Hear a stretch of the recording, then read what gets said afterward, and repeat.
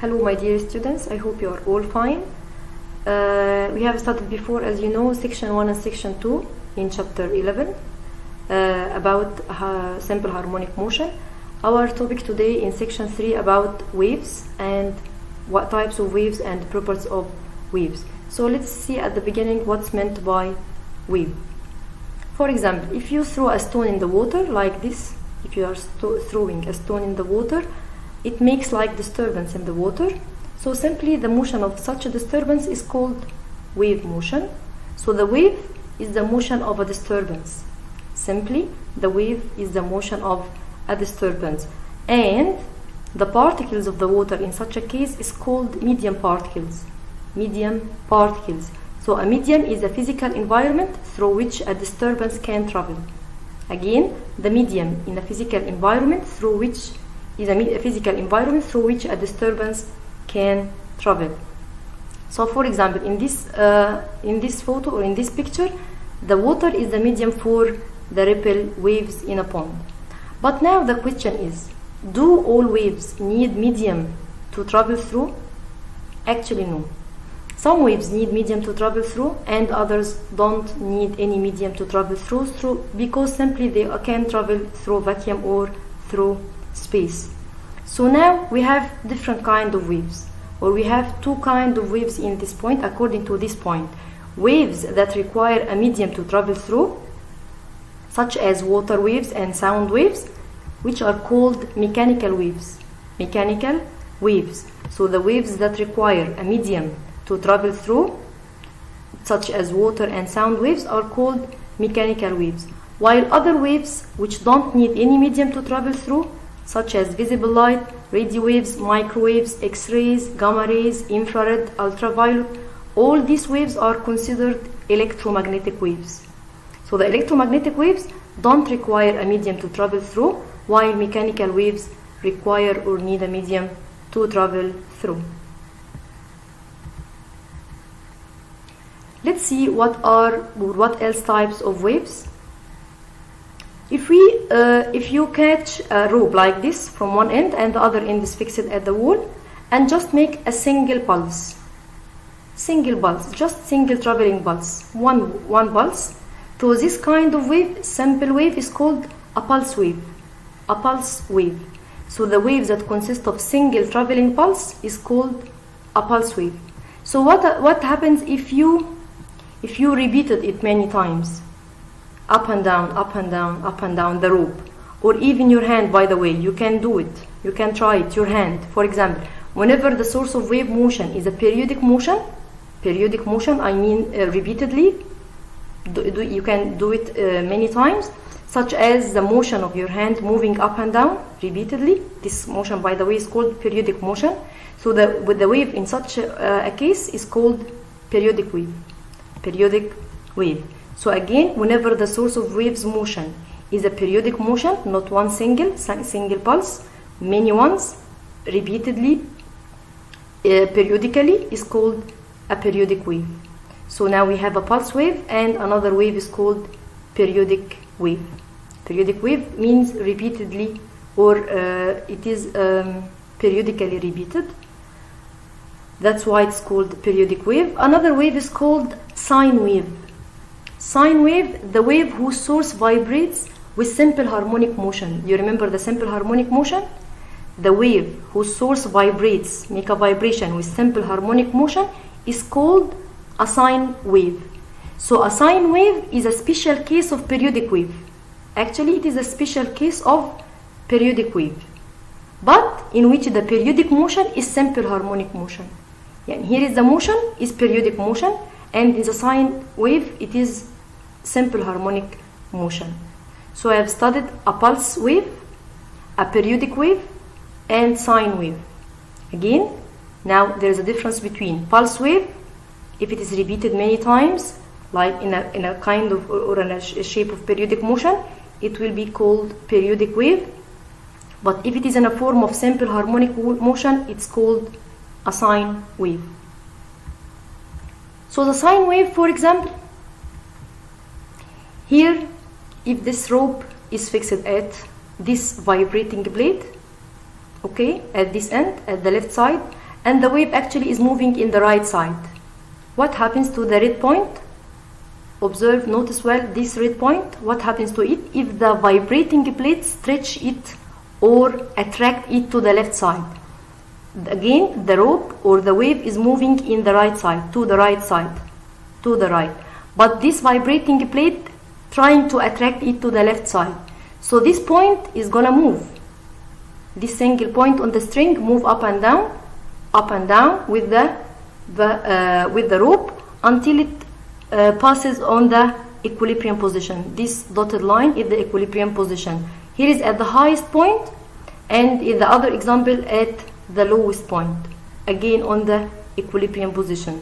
So as a sine wave created by this vibrating blade travels to the right, it travels to the right, but actually the vibrating blade catches it or stretches it to the other side. A single point on the string vibrates up and down. This single point, the red one, vibrates up and down with the simple harmonic motion, means passing every time with the equilibrium position. Actually, this wave is called sine wave. Why? Why this wave is called sine wave? Because a graph of the trigonometric function y equals sine x.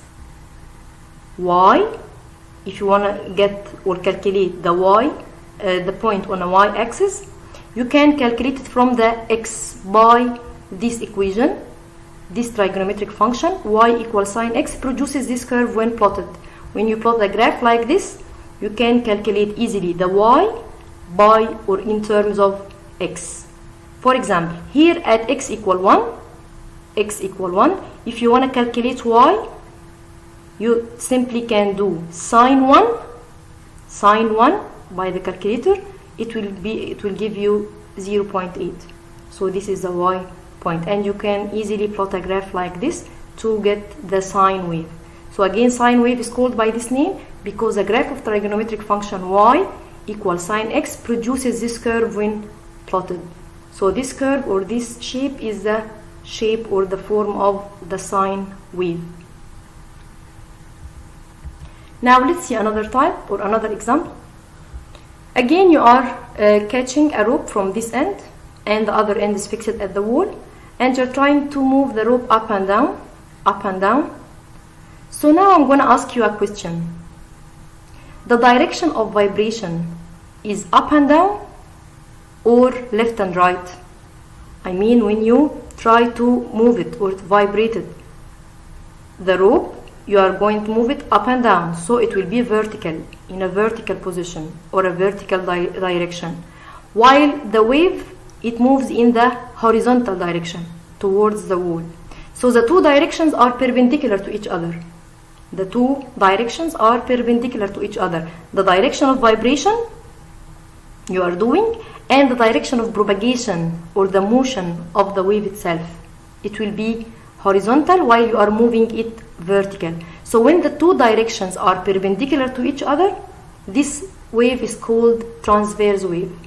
So the transverse wave is a wave whose particles vibrate perpendicularly to the direction of wave motion. The direction of wave motion is perpendicular to the direction of wave propagation, the direction of vibration. You are vibrating the wave up and down while the wave moving from left to right.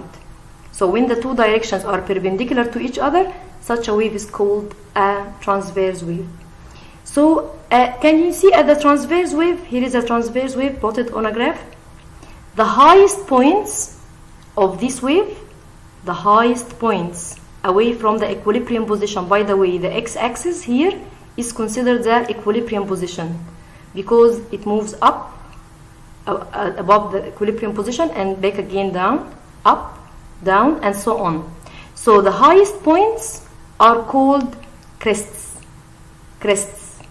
while the lower points away from the equilibrium position are called troughs. So the transverse waves consist of group of crests and group of troughs. So the highest point above the equilibrium position is called the crest, while the lower point above the equilibrium position is called trough. What about the distance between two successive crests? For example, here is the first crest and here is the second one. The distance between them, two successive crests, two following crests, is called wavelength. Wavelength. And the wavelength, by the way, is symbolized by this letter, this Greek letter, which is called lambda. Can you see it? Yes, this one is called lambda. Here is a Greek letter which is symbolized by the wavelength. Also, the distance between two successive troughs. Here is the first trough, here is the second one. The distance between them is called wavelength again, and symbolized by this letter which is called lambda. So the wavelength is the distance between two adjacent similar points of a wave. Adjacent similar points, two successive points of a wave, even if crests or troughs. So again, this wave is called transverse wave. The transverse wave is a wave that whose particles vibrate perpendicularly to the direction of the wave motion, and it consists of crests and troughs. Another kind of wave, for example, if you imagine that you are, this is a spring, okay, one end is fixed on the wall and the other end you catch it, but in this case, or in this time, you are gonna push it up, left and right. You are gonna push it in the direction of the wall. You are gonna push it, you are catching it from here and pushing in the direction of the wall. So now again the question is, the direction of vibration, vertical or horizontal? Horizontal, because in this time you are pushing it towards the wall, not up and down like the other time. And the direction of wave also at the same direction, parallel to it. So when the two directions are parallel to each other, when the direction of vibration parallel to the direction of propagation or of moving the wave, when the two directions are parallel to each other, this wave is called longitudinal wave. Is called longitudinal wave. So the longitudinal wave is the wave whose particles vibrate parallel to the direction of the direction the wave is traveling. When the two directions parallel to each other, not perpendicular like the other one, when the particles vibrate parallel to the direction of the wave, this wave is called longitudinal wave. And as you see, there are some regions which the spring is compressed, and other regions which is the spring is stretched. Here is compressed, here is stretching, and so on.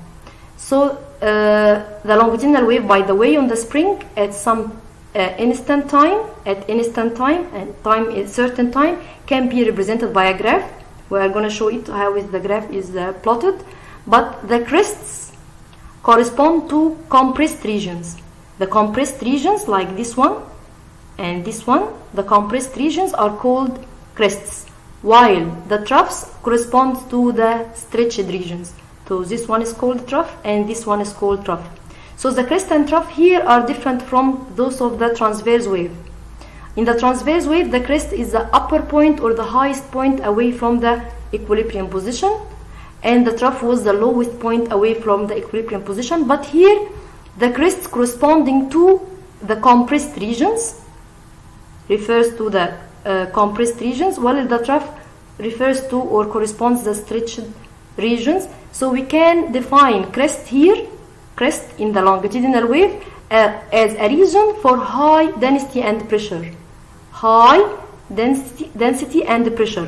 When the medium particles has high density and high pressure, we call it crest, but the trough are the regions of low density and pressure. The trough, this one, the stretched regions, are the regions of low density and pressure.